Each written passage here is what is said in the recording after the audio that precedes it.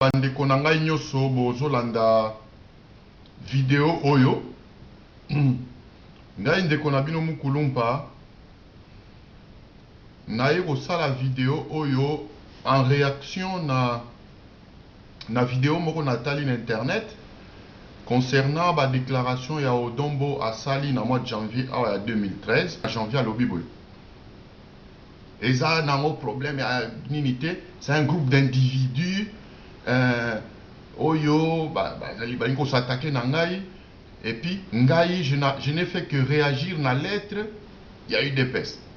Odombo azo insisté pour dire toloba vérité na bato baye ba epai conflit euti baye ba epai polémique euti ebotamaki ezali te ngai Odombo na critica ki lettre. Il y a eu des pestes. Lettre on ezalaki mabe à rajouter bongo. Lettre on ezalaki mabe, il faut qu'on critique. Est-ce qu'on n'a plus le droit de critiquer? Colonel, mon colonel Odombo, leader, ceux qui abandonnent, grand combattant, grand résistant, yo kangai. Osan a droit, il y a critiquer. Rassure-toi, yo na batu ya clic na yo, batu ya écurie na yo, rassurez-vous, les 13 parlementaires et d'autres encore, Tshisekedi, Nati Babiso ba oyo, tokota komba wana entre autres choses pour que liberté d'expression soit garantie. Pour que l'état de droit est en ambo nabiso, nous avons le droit de critiquer, nous avons le droit de couper ça, point de vue nae. Sauf que, na pokwa wana, yo critica ki lettre wana te. Donc, baninga bandeko balandi. Odombo a continué l'émission wana, en direct. Aoutai kozwa, je crois, na Facebook, to na ba réseaux sociaux, biso sozwa. Na pokwa wana ngape na zwaka yango. Bakomeli biso balobi et indi na radio Bendele kuna lettre moko IDPS a commis à reconnaître M23 basali alliance na M23 ezo inda na radio Bendele nazali koyoka radio Lisolo radio nanga na oka mikonyoso na kati radio Lisolo na kei na se connecter na radio Bendele na yoka Odombo en même temps yepe a vu message wana a se connecter na radio etrango ezani Moutou azali na radio azosala émission ezali libita libongo en ce moment là Mira es azali ko expliquer na Odombo oui tous la lettre IDPS a commis à saluer M23 à reconnaître M23 blablabla nyoso libita zai ko sala et Odombo à l'autre bout azotuna ba question est-ce que lettre ngo vraiment za IDPS alobi oui atuni boyna boy c'est vrai ba reconnaître M23 Libitazo confirmé yé lettre one. Donc, première mise au point dans les alibou. Odombo tika koko atika koko salu koloba lukuta ko buka lukuta natango ya zoloba qui a critiqué qui lettre. A critiqué qui lettre était parce qu'il ne pouvait pas critiquer une lettre que lui n'a pas lu, qu'il n'avait pas, il n'était pas encore entré en possession de la lettre one. Deuxième chose, donc sa réaction n'était pas basée sur la lettre de l'UDPS. Deuxième chose, Moutou Oye a bengi atounie, Libita ne lui fait pas la lecture intégrale de la lettre à UDPS, mais il lui fait une interprétation de la lettre. Il y a une nuance là-dedans, entre lire la lettre et l'interpréter. Donc Libita Moutou Azali ko interpréter les Odombo, Nabisonyo sur auditeur, lettre wana. Odon azotu na ba précision, Libita Zali ko interpréter les lettres. Et Koloba, sa réaction au fait n'est pas par rapport à la lettre, mais il réagit à l'interprétation de la lettre que lui fait Libita. Il y a une nuance à faire là-dedans. Bato bayebi, bato comprendre marambo na zoloba, et ça marambo il y a profondeur, il y a kati. Donc mon analyse se base sur la multiplication et des erreurs qui ont poussé Odombo à faire sa réaction. D'abord, le type qui interprète la lettre, il ne la lit pas, il l'interprète. Mais Libita, c'est qui? Libita Zali, journaliste, et tout, Moutami Benga, journaliste de la radio Bendele, Nayoka Kayek, de temps en temps. Alors, le français, bien, il ne connaît pas le français, ça je peux le dire et j'assume. Mais entre-temps, il interprète une lettre écrite en français par l'UDPS. Plutôt que d'appeler Moutuya UDPS, n'a pas quoi, à interpréter les bangos. Non, Libita a interprété. Donc, Moutou Abi français bien té. A interprété les Moutou Moussous, Oyope, Odombo Yemoko. aïba français bien te, va interpréter les lettres. Voyez combien d'erreurs peuvent être introduites nakati entre la source et la personne de Odombo. Et donc, réaction na ya Odombo, à mon avis, ezali par rapport, il y a une multitude d'erreurs constituées par la chaîne et interprétation jusqu'à ce comme analyto inaï. Et donc, il réagit à l'interprétation et non à la lettre elle-même.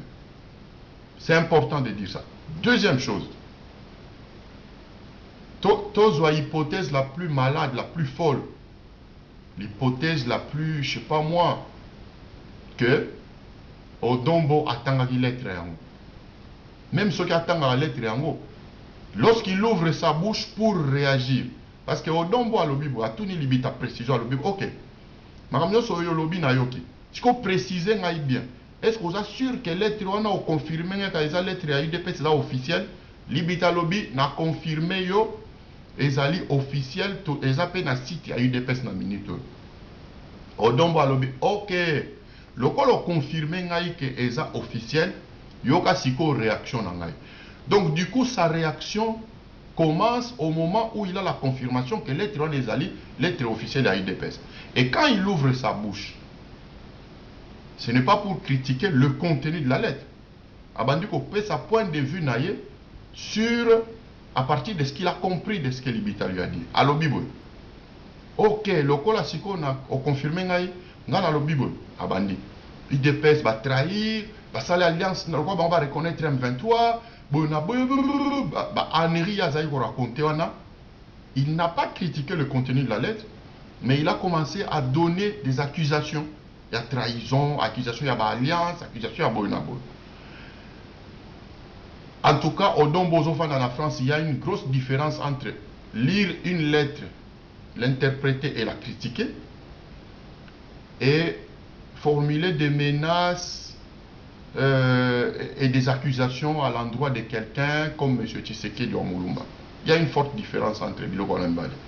Donc, Odombo a bandi Sikoko, ont menacé. Oh d'ailleurs, et c'est ça qui a énervé les gens. Les gens ne se sont pas énervés parce que analyse critique, hein, donc Odombo Asali analyse, mais critique. Je ne sais pas s'il est capable de faire une analyse critique ou de vraiment critiquer. Mais, tu vas se dire qu'il faut que Odombo Asali analyse, critique, il y a somme, il y a danger. Tu vas critiquer, tu vas tomber non. Tu vas tomber parce qu'il a commencé à menacer. Alors bio d'ailleurs Tshisekedi comme Bamsous na kokanga bango toko sambi ça y est Etienne Tshisekedi il a trahi le peuple entre autres en acceptant d'aller aux élections à Mwanandeke. Je vais m'arrêter 2 secondes ici quand même. Odombo, mon colonel, grand leader sur Yabanani na ebaraté. Yo kanga muke ngande kona yo. Ka mutio zo benga kanambe. Bato ba yebisaka bino théorie wana je suis désolé de le dire. Quelque part, va profiter de l'inculture nabino.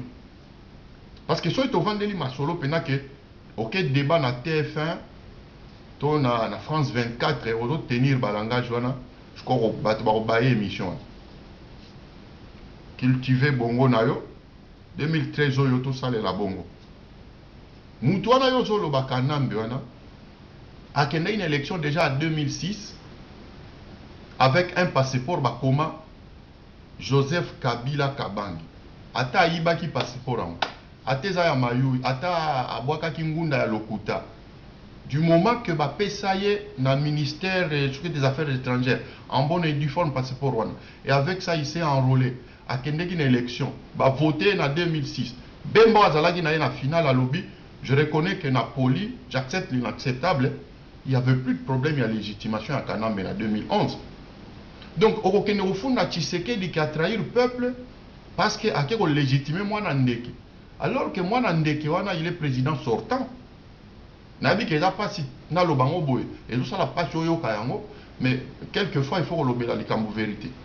Réalité angwana que mutwana yo zo loba Mwanandeke wana ayaki déjà azali président de la République il y a 2006, il s'est représenté comme candidat sortant. Donc, on a constaté là où même Tshisekedi dans le tribunal, où il juge Makamboyo. Je crois que le juge il te prendra pour un fou. Ah bah mais il y a non-lieu là. Il n'y a rien à traiter dans le dossier parce que ce type était déjà président de la République. Donc Tshisekedi a kené légitimer Moutou. Et on dit que Bouzo Bagnoso yo lobby na poko émission on est boutique polémique à partir de l'ignorance na yo. Oye ko étaler kaka médiocrité na yo, ta propre turpitude. Oye ko étaler yango. Yango boutique polémique. O comme ko loba o ngana critiquer ikale, o critiquer les traités. Parce que liberté d'expression, on a droit à critiquer qui tu veux. On critiquer Tshisekedi, politique naïe. Encore, il faut avoir un esprit critique pour pouvoir tenir un argument. Il y a pour critiquer Tshisekedi. L'UDPS, Palouni, il faut critiquer le parti politique, tout. Il y a une écurie, comme on utilise comme argument. Oh, on n'a plus le droit de parler dans ce pays. Si, si. Vous pouvez parler, critiquer, mais il y a au fingaki, au menacé, au calomnier. Et faire réagir Bisso. Donc, ce qui désormais, n'a lancé appel dans Bandeko Bisso. Ce qui vous en a débat, vous en a point de vue à Boyeo, légitimation à Kanam dans l'élection 2011. Là, on a au sali débat. Tobengi micro à Pasteur Bobo à Bruxelles. Tobengi Radio Bendele, Radio Lisolo, Kachopa, Bonsomi, Redondance, Sans effet, Radio Chondo. Radio di Diakasai, radio on a tout, yoko tia micro na bango, ngana yo débat sur légitimation oui ou non ya Kanambe na 2011. Bandeko ba yo ki to échanger parce que biso na poto to la dialogue intercongolais te. So que tozo yo kanate masolo na biso ya bandeko ekoleka sur choc ya ba idée à travers ba débat. 2013 au lieu to bundanga na yo ki yo ba yo kanelo ba beto na Paris. Non. Au tie micro ya Pasteur Bobo, au tie micro boye. To fandi to débattre tranquillement bah idée on a pour que combat pèse à orientation na ndenge bongo pèsal parce que tous ala ka boité tous marcher en le quoi ba voyou le quoi non non non non dombo colonel salisa bongo na yo au lieu zo mbongo na yo 500 € na yo au fouté la rabatu ba billet à Thalys après il y a au fin de la combat parce que tu vas dépenser na combat au balobela raconter ce qu'on dépense mbongo na combat c'est que ça il la Congo kanga munoko na yo tika lo lendo ya koyembela biso 500 € ba 50 billets à Thalys Arma Tungula boya koloba ya perdre nini est-ce que Arma Tungula hôtel ma jour moko loba est-ce que boyebi ke na combat on na perda vie na ngai awoya nabi oko estima ngote na prix ça n'a pas de prix. Cédric à côté le matin, on a dépensé combien pour un combat. Non, il est mort. Il y a beaucoup de gens qui sont morts pour ce combat. Ils ont dépensé un bon watt. Gardez un bon à Taliswan. Fouta Minerval, quand on a ba FNAC, somba moi ba bouquin, autant ngaka, quand on a ba bibliothèque, médiathèque, il y a quartier Nabino, au colisa bongo na yo, au lieu de faire un combat à 500 € à téléphone. Encore une fois, dans l'obité que 500 € est rien, na remercié pour ça quand même. Mais tu as yembaka quand on a au saleli Congo ça va humble tout ça va tranquille débat sur que allez tout sali débat pour y au fin à peuple congolais pour dépenser mon Thalys et puis et là on a eu ça là qui est la critique et là ben injure et là la calomnie et ça va et là bouzoba médiocrité n'a combattre yango jusqu'à la dernière goutte de mon sang et là deuxième combat n'a contre batoko abino. Donc, on a une vidéo, encore une fois, je m'excuse. On a une beauté. Mais moi, je suis un zembo na kisa sa lobaka boye. Tozalaka ba baba. Tokoma ko loba likolo batoko abino. Nzamba batela Congo. Nzamba pambola bana Congo. Botika ba odombo te ba suna buzoba oyo ba ko italien na place publique. Il faut les arrêter partout où ils sont. Botika koloba tolongolio na komba mukendi zala au calme. Ozo pese le kumu muturoka odombo lo banaye na longolio na komba ozwa grain amour de tika ye il n'a rien, il n'est rien.